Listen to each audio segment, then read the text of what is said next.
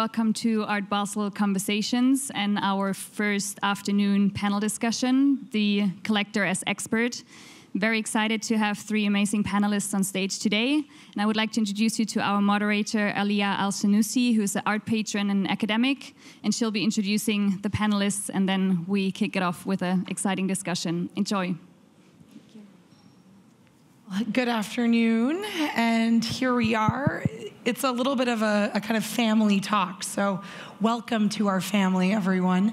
We are here to discuss, of course, the title of the panel, The Collector as Expert, but in many ways, the work that we have all done and the way that we've all been brought together, actually quite a few members of the audience, and of course my panelists as I'm the moderator, and the journey started for many of us actually here in Basel, and now both Dana Farouki and Abdullah AlTurki are members of our Global Patrons Council, and I, of course, work with Art Basel as the representative for the UK and the Middle East.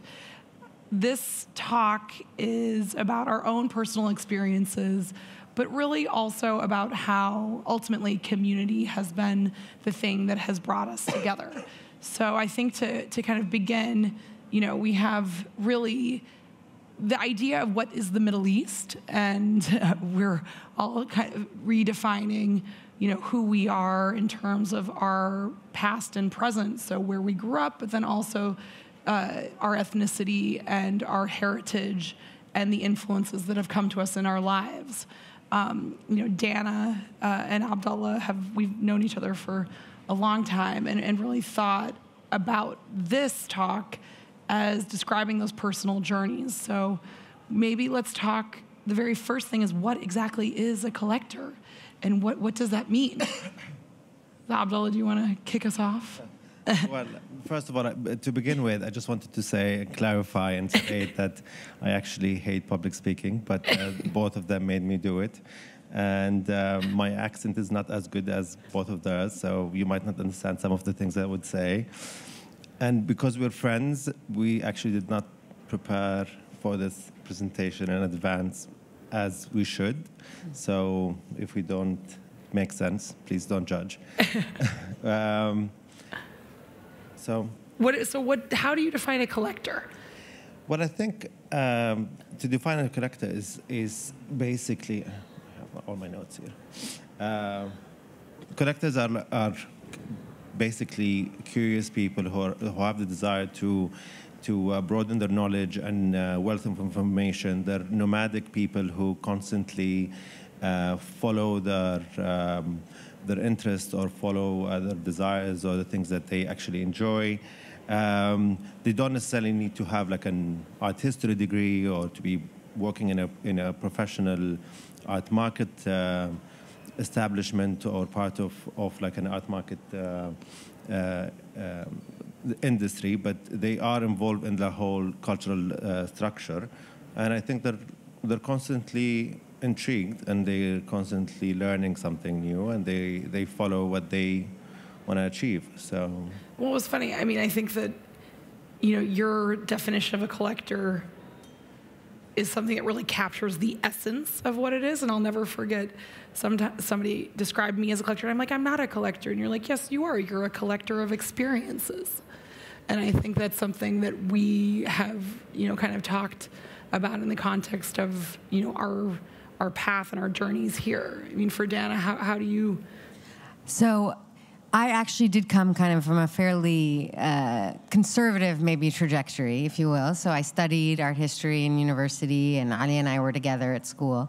So our relationship does really predate back to the very early days. Well, and one of the pictures here is with one of our fellow audience members, June 2001, 18 years ago, which is exactly half my life ago, right here in the Messeplatz in Basel, coming to this little art thing that happened in her hometown. So you'll see the flash of us, somewhat younger. Yeah, so maybe I'll just kind of preface with the slides are essentially a collection of images that reference the different institutions that we're involved with and support, and some of the experiences that we've shared together on these art world journeys that we've taken, pilgrimages to places like Rodin Crater and Nayashima for these guys. So yes, we've kind of had this collective experience that's led us to where we are. But as I said, I grew up in a family that was interested in collecting, but actually in patronage more than anything else, in engaging with cultural institutions, in making sure that the Middle East was always part of the global narrative. Because you grew up in America. Yeah, I was born and raised in Washington, D.C., and lived my whole life there. I spent the last 8 years in the UAE and Dubai, but I recently moved back to New York. But I always had this interest in bridging the United States with the region from which I come from, and in ensuring that the artists and institutions from the region were engaged with international institutions, and ensuring that dialogue was inclusive and recognized some of the important work being done around the world. So as I said, I studied art history, and I pursued a master's degree in art history, and then I did work in museums for just out of college. I worked at the Museum of Modern Art in New York, and then I worked on the Guggenheim Abu Dhabi project, and I was the first curator for the Guggenheim Abu Dhabi. And then I became kind of, over the years affiliated with a number of institutions, primarily based in the U.S., like the Guggenheim in New York, MoMA PS1, the Museum of Modern Art's contemporary space, Bidun, which is a cultural platform that recognizes the Middle East. But so then that transition, though, of like working professionally in the arts, and that's something that you both, share in common, of, people and collectors who have been really involved in the actual cultural production and the professional aspect of being a member of the art world. I mean, neither of you have been directly involved, working at a gallery or, in the market per se, but have been very involved in cultural production. How do you kind of balance that aspect? I mean, for you in terms of your journey, in a very different way than the way it began for Dana. Yeah, I mean, similar in a way, but also different in another way. I mean, I remember the first time I came to Basel was like 15 years ago. I came from a finance background. I used to work for like an investment banking, and then I decided to move careers and work for media. For a media or a publication. So I came to Basel to actually discover content and write for that publication, which is Saudi-based publication. And then I was kind of intrigued about and overwhelmed, to be honest, with like the scope and the scale of the art fair. And I remember like when I first came, I was staying in a student hostel where like a little towel that either covers, it doesn't cover the most of your body with like a little bar of soap or whatever, but it was very overwhelming, and it was also very pressuring, and it made me feel much more intrigued about why aren't there any Saudi artists that are showing in Art Basel? Why aren't there like any Saudi contemporary artists that are represented internationally or displayed or exhibited? And that's how I got involved with Edge Arabia at the beginning, and which was a platform to exhibit Saudi contemporary artists around the world and change the perception about Saudi, and also give the artist a platform to explore, exhibit, and it's also a way of like supporting these artists to kind of keep on producing and keep on creating and keep on thinking and challenging them with ideas. And since like from 2008 until 2012 almost, we kind of traveled between London, Berlin, Venice, Istanbul, Saudi, and many other countries. But in many ways, that was also about presenting Saudi artists to the world. To the world, yeah. And in a world context, but then also presenting them to their own public, who oftentimes would not have necessarily known that there was this really... I think Saudi in the 60s and 70s was like very much forward towards the arts and culture, but then there was like a gap after that until very recent. And I think at that period or that time when our project started, there was nothing actually driven by the government. It was all patronage and private initiatives and collectors who kind of support and cultivate the cultural platform in the country. Last year, the Ministry of Culture was initiated in Saudi, and I think that it's going to be like a thriving and a much more exciting future. But in the past, it was all led by private initiatives. But and so, I think, like you said, to kind of come here and see the context of Art Basel and not see, Saudi Arabia represented, and even, for you, Dana, you said your experience growing up, with your family who were very devoted to that idea of representation. So, I think one of the phrases we discussed was cultural identity production, yeah. And also in terms of the work that you do as a collector and patron and curator, how do you see that combination in terms of, your collection, evolve in that way? You were saying that. Yeah, I mean, I am someone who thinks that artists have really important things to say. And, I feel like collecting for me was always really supporting them to make sure that they're able to continue to make work. I mean, I kind of, this is very obvious, but I came to the realization at some point that, buying a work of art by a young artist at a young gallery was helping them to pay their rent, was ensuring that they could go to their studio the next day and continue to kind of make work and continue to engage, in the work that they needed to do. And artists need to kind of, share their ideas and make these important statements. So in that way, I've always kind of thought of collecting as really a part of this kind of philanthropy that I'm interested in engaging upon, with and ensuring that kind of that continues to exist. Yeah, and and the work that I did was always related to that as well. So at working with the Guggenheim and the Guggenheim Abu Dhabi, imagining this institution that would be the largest institution for contemporary art in the Middle East, in the region, and it was supposed to have already existed, opened, but yeah. It's still ongoing, and the museum is still in the works.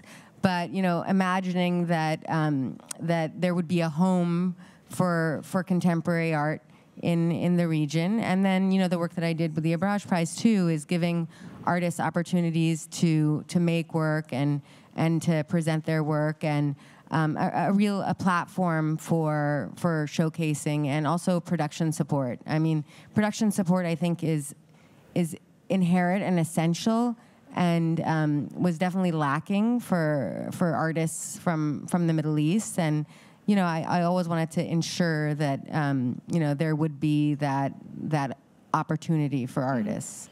I think also, just to add to what Dana was saying, I think also collecting is a constant, an ongoing learning experience, which becomes like a collaborative enterprise. And eventually it becomes like an inclusive kind of educational platform for other people that surround you, or the people that you work with, or the people that you engage with. So like bringing in your other parts of your... bringing in other people into this system in a way.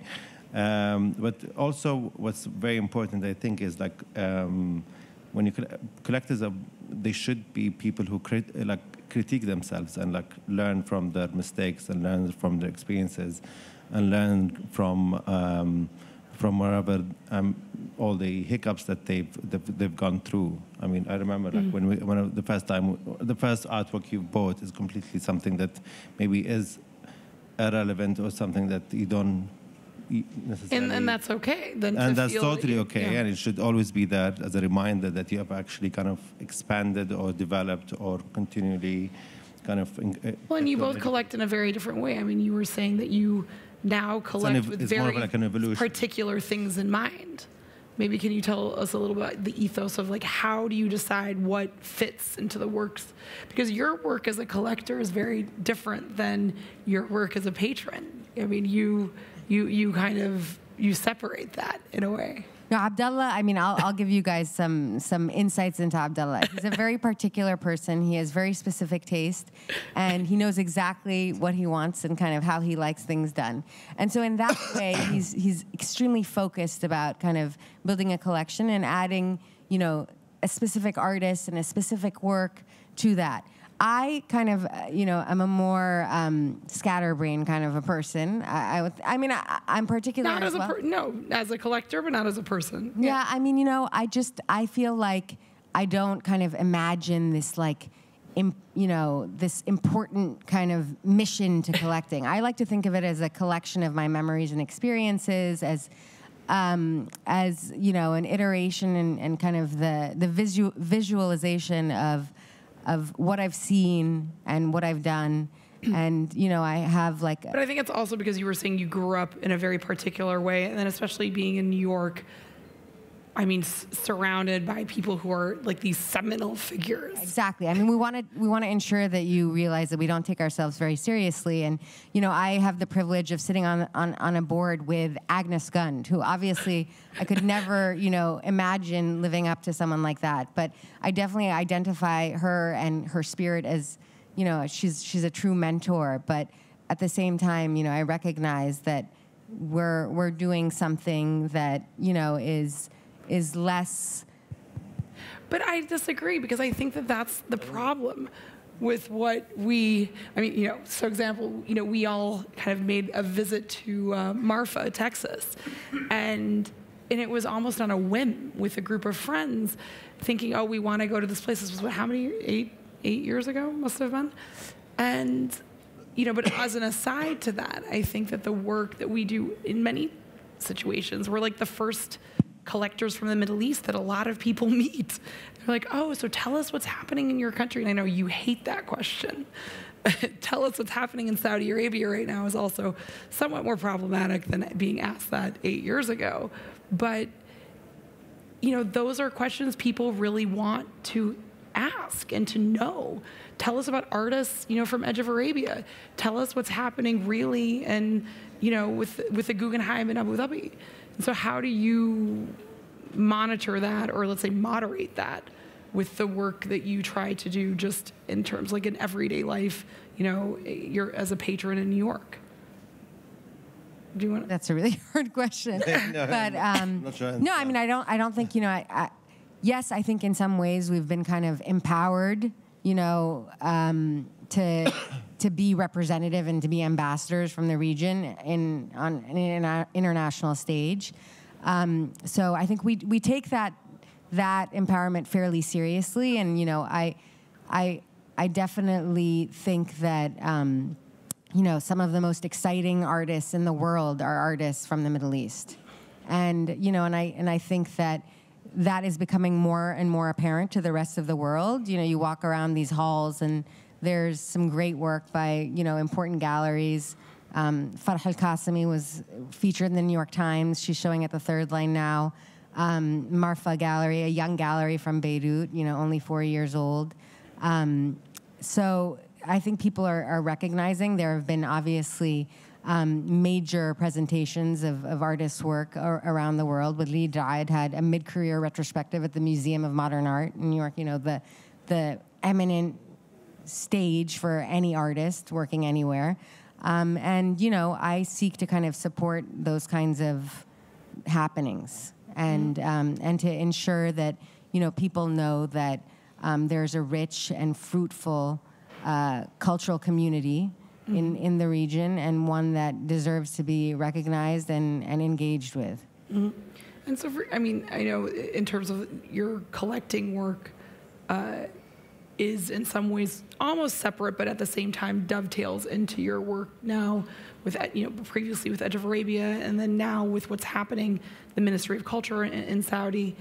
How do you see your balance going forward? I mean, do you see, that is an exciting thing to bring artists into from the West into the conversation of the Middle East, and then create that interaction again, because that was a lot of the work that you did, previously, bringing artists from Saudi out. Yes, true, but also it didn't happen overnight, or it didn't happen like in a very short period of time. And as Dana has mentioned before, is like I might be very particular about the things that I kind of collect, or the things that I kind of have. But it only happened over 15 years or something like that, or even more. I mean, I started collecting something else, and now it ended up being completely different direction than when I used to start. Like I used to start collecting Middle Eastern artists, but now it's much more kind of photography based in a way. But collecting should not only be about. And then you collect design. Yeah, it doesn't have to be about just photography, but it could be about, or like any media, or like a particular. It could be design, it could be books, it could be objects, it could be whatever it is. And this is why she said I'm a bit more particular. But I think with this kind of learning experience and this kind of evolution of knowledge and all the things that I've experienced over the past few years, I feel like it's kind of a social, like a duty or a responsibility towards my country as the Saudi citizen to kind of support and contribute to the culture and contribute to the platform and support the artists and like encourage or advise or whatever, like in the best way because possible. It enhances the life of people in the country. I mean, 15 years of experience I'm sure will add value to whatever that I can contribute towards. And in terms of, you were just saying a little bit about the other things that a collector will collect. Where do you take pleasure in looking around your home and seeing not just works on the wall, but also objects and design? How was that something that you honed, or something that you curate in terms of your own home life? Well, I always try to find a way of like reminding myself of an experience or a time or a certain occasion or whatever. Mementos. Yeah. So, for example, when we were in Marfa, there was like another image. It's like I could buy an ashtray from there just to remind me of that particular trip. But also, I'm on the board of trustees at Ballroom Marfa. So it's a combination of both, and I think it's finding the balance that kind of complements everything. And also, I think it's very important to create like an ecosystem where you kind of influence other people that are around you and be inclusive and be of advise and provide. I mean, something that absolutely, kind of I think has brought so many of us together is that you both love to open your homes and, in many ways open your lives to other people and bringing them together. So, kind of creating that moment at home is an important thing. How does that also then influence maybe what you collect or what you do, but how important is that to the work that you do, like creating an open home? I mean, I think that, at the end of the day, people love to connect with each other, and that's kind of human nature. And, I think people don't have as many opportunities as they'd like to get to know one another and to kind of be in a small space with each other and kind of be able to connect. So I found it, in a place when I lived in Dubai, I essentially became kind of like a tour guide for Americans in the UAE. They'd come and they'd be like, so what should I do? And I would, craft these itineraries for them. And actually I took a lot of pleasure in, ensuring this is my favorite restaurant that's next to my favorite gallery. Exactly. And ensuring that they had a positive experience and ensuring that they, saw, what I thought was special about the country, and also ensuring that they met people that would add value to their lives and would, also ensure that they'd go back and kind of tell these stories about who they met and what they saw. And a vibrant young community. Exactly.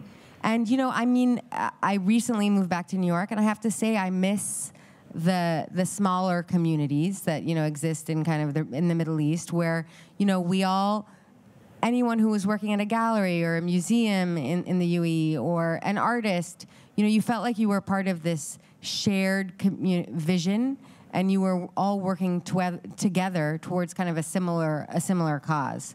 And so I felt this affinity that I think, is more difficult to nurture in a place like New York, where there's just so much going on and there's a saturation of, exceptional experiences, true, but I miss the small town vibe and also this feeling like you're working towards something really important, together, to ensure that a cultural landscape will continue to exist and to flourish.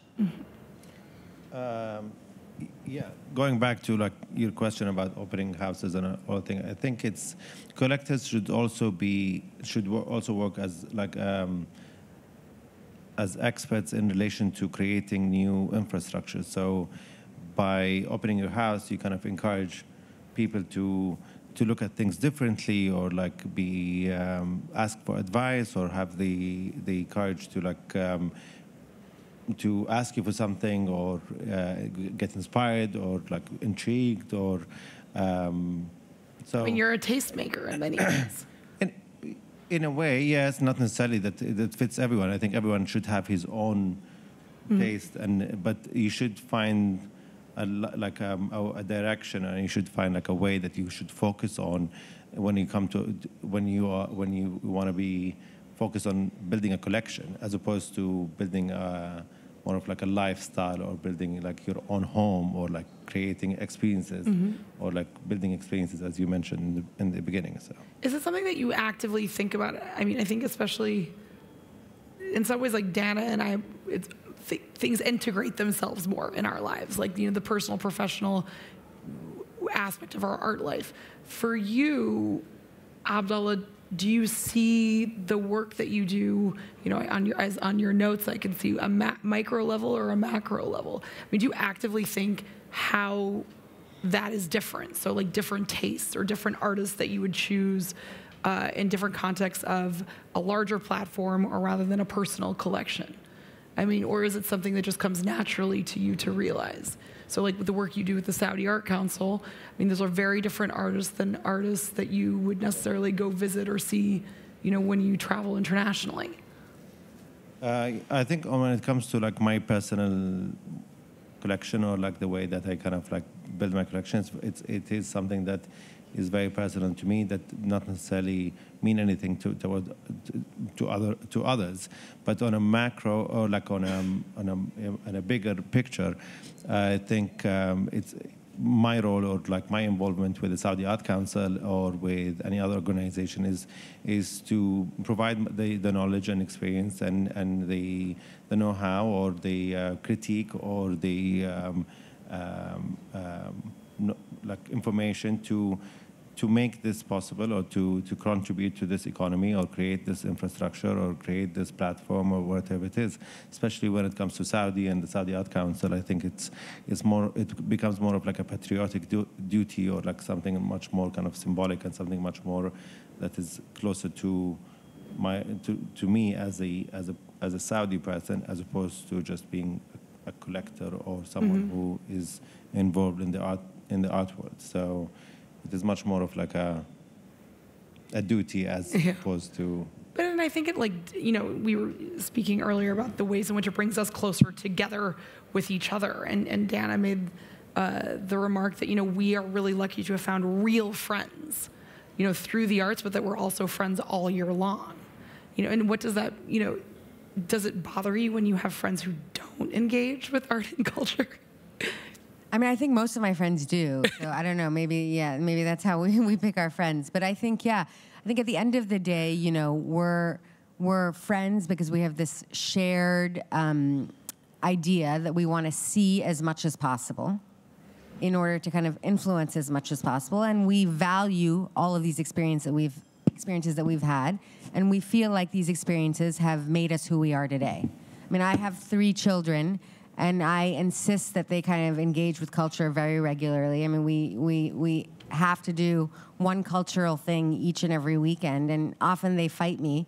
But when they do, my 9-year-old is a bit more mature now, and I say to him, you are a product of what you see. And I truly believe that. And I think that, these experiences that we've shared together have expanded our horizons and have made us kind of think different ways and have just made us who we are today. And, that to me is valuable. So then that also, the idea of, some of the slides that we're showing. So for example, being a part of these places. So these are all places that we've been to and traveled to mostly together.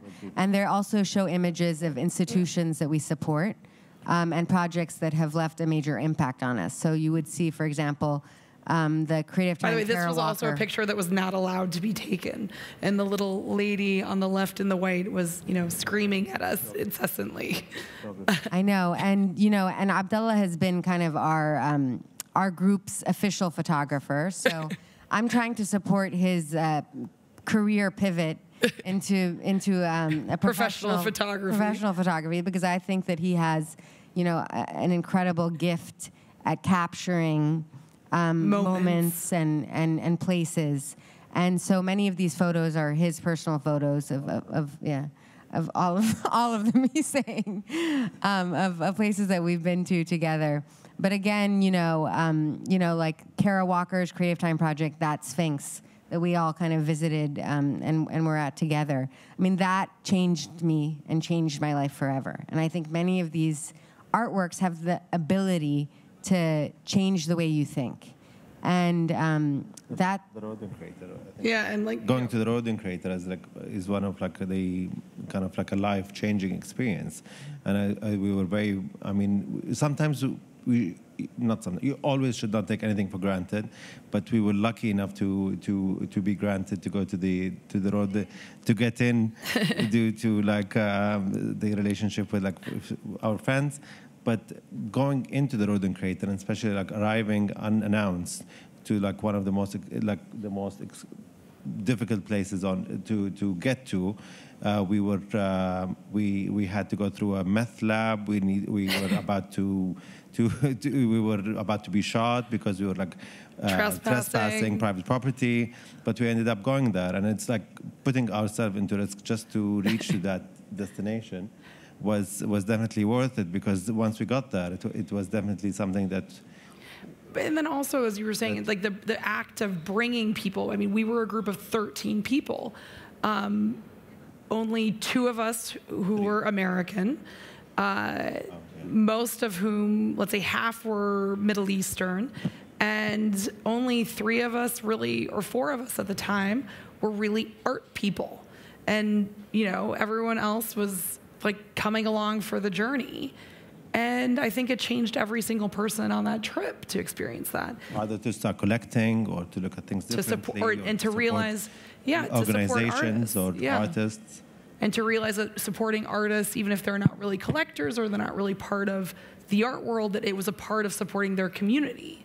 And then especially, I think, after that, visiting the gentleman he was the head engineer of Rodin Crater, he said that we were, and I actually think he really meant it. He said that we were the best group he'd seen in a long time because we asked so many questions, and he loved hearing these questions. And it was questions about, we had an engineer in the group who was asking about the infrastructure. The infrastructure of things, and he really enjoyed to that. Collectors who fly in and fly out of the building, and all they want to see is just to see the James Turrell skyscape during sunset and leave. Yeah. So I think the act of building a community, how does that shape your everyday life in New York? How do you now think about that, especially the difference going from Dubai to New York? I have, a different community in New York, and that is primarily the institutions that I support. So I'm, part of a group that supports MoMA PS1, part of a group that supports Creative Time, part of a group that supports the Middle Eastern, projects at the Guggenheim in New York. And so those are my communities when I go to a place like New York. They're kind of smaller groups of people that are working towards these kind of shared visions and ensuring that these important artist statements can happen and can take place. So, and I value my the time I've spent, on these boards as more than anything, because I really feel like it has enhanced my life and also allowed me to, engage in what I think are really meaningful, experiences and ensuring that important work gets presented. And then in terms of like this idea of like visiting something. So, I mean, you were the first person to bring, a group of art people to Al-Ula, which is, maybe you can talk a little bit about that and the experience of creating a heritage site that became a cultural tourism destination and is now, really advancing on that. I mean, why was that important to you in the first place when so few people even knew what that was, even in the country? Maybe tell people what Al-Ula is, because I think, Yeah, so Al-Ula is the UNESCO heritage site, which is on the west northern side of Saudi Arabia, and it's part of the Nabatean civilization, which is very similar to Petra in Jordan, which is much more known to tourists and to the public. Anyway, so I remember it was a conversation that I had with Wolfgang Tillmans, who is a photographer that I respect and also is a friend of ours. And he was doing his research to do a retrospective exhibition at the Kunsthalle Zurich, where he was going throughout the world and taking photographs to be exhibited within that exhibition. And he'd never been to Saudi, so I was like, okay, why don't we organize a trip for you to come to Saudi, and you can go through the country and take photographs, and then perhaps use them for your research and for your exhibition. And I mean, it ended up being that he had 3 of the images that were taken in Saudi. One of the images was the first image you saw when you walked into his show, Tate. At Tate and the Kunsthalle, and also at the Luma Foundation, and so. Mm-hmm. And I love and I enjoy creating these kind of experiences and working with artists, regardless of whether they're Saudi or non-Saudi, as long as I can feel like I can contribute or I can add value, or I can create an experience for them or for myself, because I also enjoy the process of it. I think it's part of my commitment and my engagement with building a collection and everything that kind of surrounds it. So some collectors will say that you should never meet an artist before you decide to collect their work. Would you say that that's absolutely not your ethos? I have mixed views about that. Yeah, so could be good, could be bad. I mean, it varies. It varies depending. Some artists, you might meet them when they're young, and you actually support them and you encourage them, and you kind of as Dana says, when you buy something from them, it's you're kind of paying for the rent, and then suddenly they just become this kind of mega or super or international artists, and they neglect all the efforts that you've kind of, and the support that you've done for them in the beginning. Path. Yeah. I mean, it's a human quality, whatever it is, so it varies from one artist to another, but that does not change the relationship between the value of their work and the value of the work, or whatever it is. So yeah, it's different. You love also your work with artists. Maybe talk to us about kind of chairing a major prize, and it was a prize that was about commissioning artist projects, and that experience. Yeah, I mean, I've been lucky enough, I think, to kind of like most of the artists' work that I appreciate. So I think, that's worked for me up until now. But yeah, I mean, I think we've talked about the way that, because we've been doing this for a long time and are so engaged, we have this. Sometimes we can have a visceral reaction with a work from an artist that we're not familiar with, and in those scenarios, I feel comfortable enough to kind of trust my gut, and I think that's a good thing.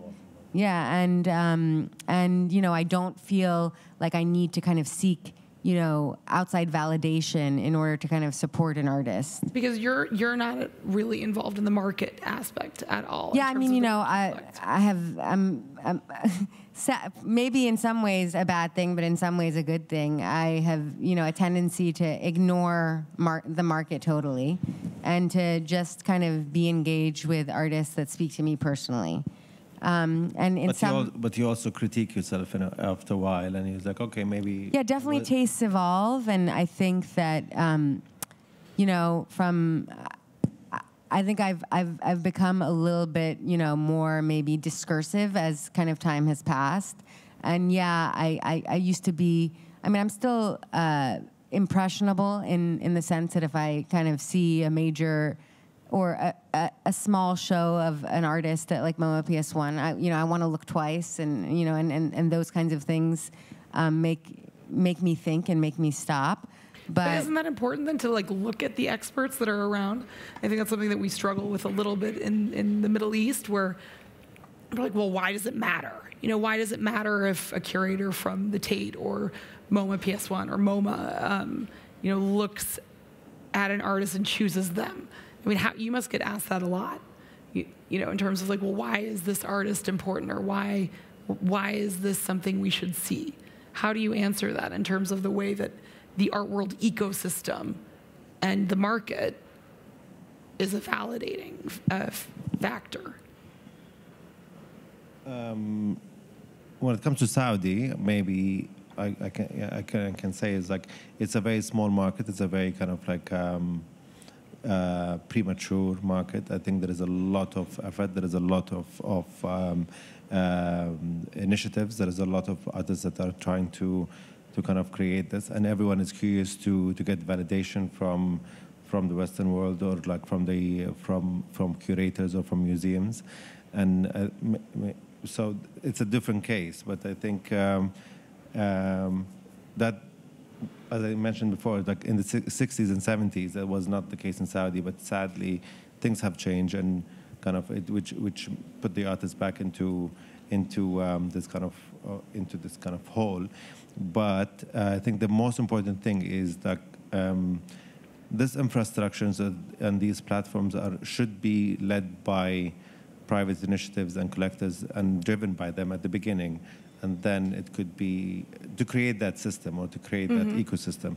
I mean, in the States, it was the collectors who kind of founded the most important museums that are currently the most important museum in the world 100 years ago, like 120 years ago, or whatever it is. But it was all private initiatives, and it was all private efforts that kind of led to reaching to that. So if we're speaking about our territory, or the Middle East and per se, or like Saudi specifically, I think we're still in that kind of like early stages where private patrons and private initiatives and collectors should be the ones who kind of like try to push the wheel and kind of keep the Saudi economy going. And wouldn't you say like kind of the defining factor of, I think, the work you both do is also that you really enjoy what you do? Like you enjoy being a part of creating culture in a country, advancing cultural identity from your heritage. I mean, do you like that? Do you enjoy it? Yeah, definitely. Yeah, I mean, I think it's important. Again, I think it goes back to these kind of, working to ensure that artists have this voice, and artists have really important things to say, especially in the current political climate. I think we have to, safeguard artists' work and ensure that they have platforms to change the world, really. I mean, it comes down to that in a way. Yeah, and the act of like being a part of a friend group and a community, and like going to these incredible places. I mean, I think it went off because we're being told we have to wrap up. But I think in terms of what we've seen here, like the actual act. I mean, we love to travel, and we don't mind it. So, like, what's your favorite moment that you can remember amongst our trips? No, I think, I mean, when it comes to travel, I think when I go to any place or when I go to any city, like my priorities are always like which museums I'm going to go and visit, what do I need to see, what kind of cultural sites that I need to not miss, as opposed to like the rest of my high school friends. If I have traveled with them, their priority is like, what are we gonna go? Where are we gonna go? Like dine and wine and shop. It's like it's a completely different perspective. But you've influenced your friends. But now I've kind of influenced them to kind of maybe at the beginning. My brother, for instance, he hated to go to museums like 10 years ago, and now he's like, okay, he knows the difference between the Broad and MoMA PS1 and MoMA, so it's a kind of like a learning curve for him. But as Alia mentioned, is like also going to which is more important, is going to these kind of the commitment to go to all these remote locations. The pilgrimage. The pilgrimage, like the Rodin Crater, Mafa, or Naoshima. And which is not an easy thing to do, but I think your commitment and your kind of excitement about learning something new. Because these are communities defined by culture, and then they've made them a destination based. And it is impactful, and it does impact you when you actually go and because you see that vision. On that note, I think we have a few more minutes to chat, but if anyone has questions, we have a few. Oh. Hello. Hi. Hello. Okay. Thank you very much for this pleasant talk. My name is Momin. I come from Saudi Arabia, Riyadh. I'm a businessman and Mono Gallery founder. As a collector, the question, after collecting for supporting the arts and the artist, is there also in your mind a time to sell pieces, as selling the arts is also gonna give the artist himself power and energy to do more and bring up his name higher. So do you sell? Do you think of selling? Do you have a plan to sell usually? Do you invest? Well, I think the primary market, secondary market, selling and trading is part of the whole system. So I think it is very important to keep the wheel going, as I said. And as I mentioned, is like everyone makes mistakes, and everyone kind of learn from the mistakes. Few things that I have kind of collected 15 years ago that not necessarily are exactly what I would like to live with at the moment. So if I want to trade it for something else that kind of finance a greater acquisition or something that is much more relevant to what I collect, I obviously will consider that. But you sell it responsibly. So, yeah, and being somebody who need to will go to the gallery or know when it's an appropriate timing to sell at auction.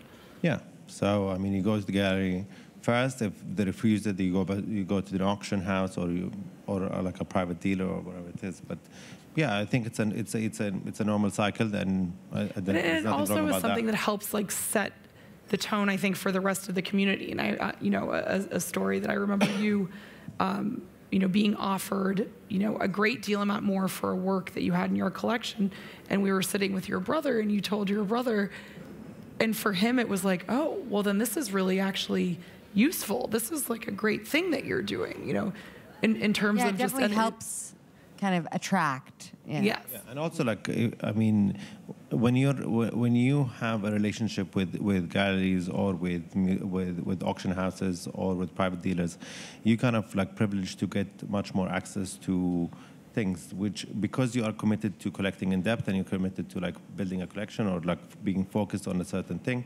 they kind of approach you to.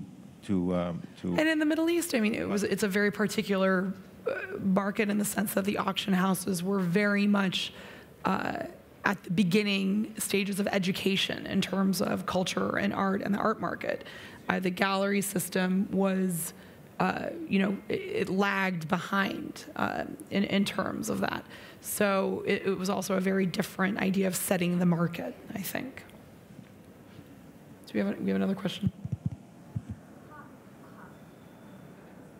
Something? Oh, there you go. Hi. Thank you very much for your talk. I mean, it was very fascinating to learn about the collector's perspective. I don't think I've ever seen real collectors speaking before, so thank you for that. And I'm just curious, so I imagine you usually learn about new artists, new talents through galleries. So does it ever happen that you're being approached by artists themselves, like saying, well, you know, there's so many people who create art, right? But does it happen that they come to you directly and say, hey, wait, I have great art. Are you interested to check it out? You know, and what happens from this? Thank you.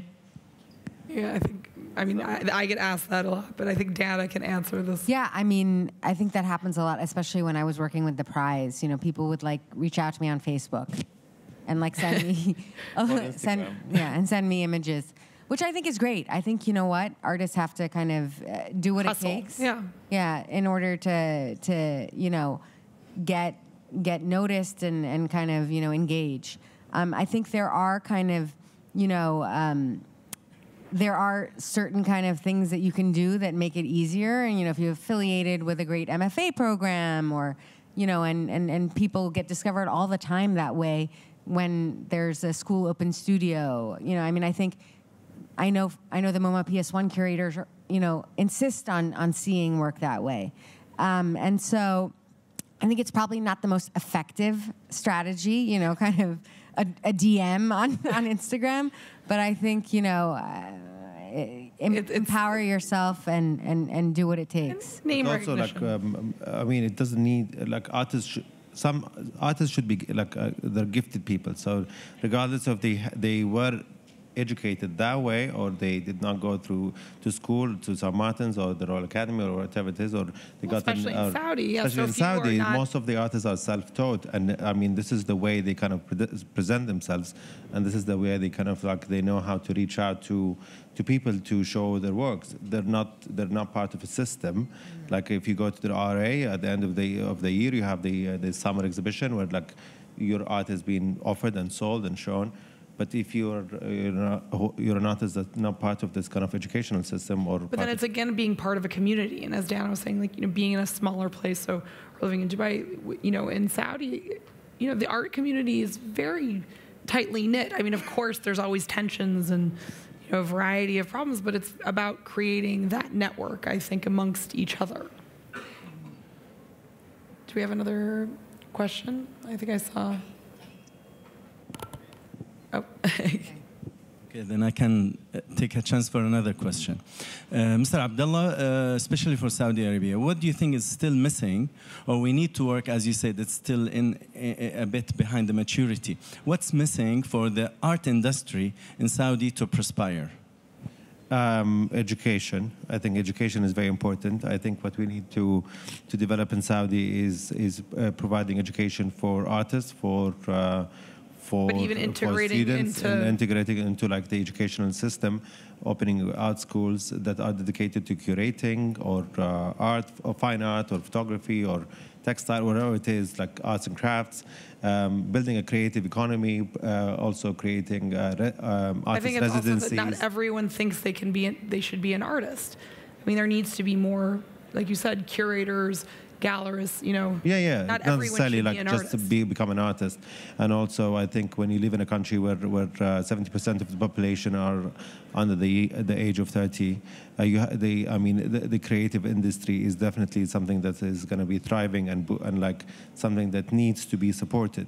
So also creating spaces and creating artist residencies or providing or subsidizing kind of spaces where artists can work or create a business or like or become a fashion designer or whatever it is. But I think the creative industry needs this kind of support.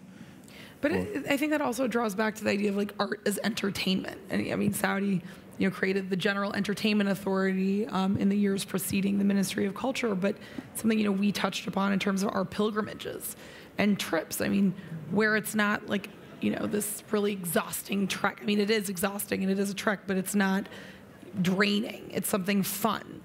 And so the aspect of creating art and culture as part of an entertainment experience. I mean, you know, we all went to the Museum of Ice Cream. So I think we can maybe, you know, discuss the idea. I didn't go to the museum. You never went? No. color factory. Oh, you went to the color factory instead. It's not that different. Well, I think it's an interesting way of like how the people perceive art these days. They kind of much more attracted to something that is visual, something that is friendly with Snapchat, or something that is like good for a selfie, or something that Instagram has like moments. on an Instagram moment. And it doesn't have any kind of like art history merits, or it doesn't have any substance, but it kind of creates this kind of interest in that experience, and I think it's a good kind of I think way. it's a way definitely to kind of engage younger audiences and to kind of make them think about like aesthetic experiences, you know. And I think if that's the way to hook them, then why not? Yeah. Bring people part of it into the community. I think it's a very smart idea. Yeah. Thank you, everyone, for being with us, and we look forward to more conversations.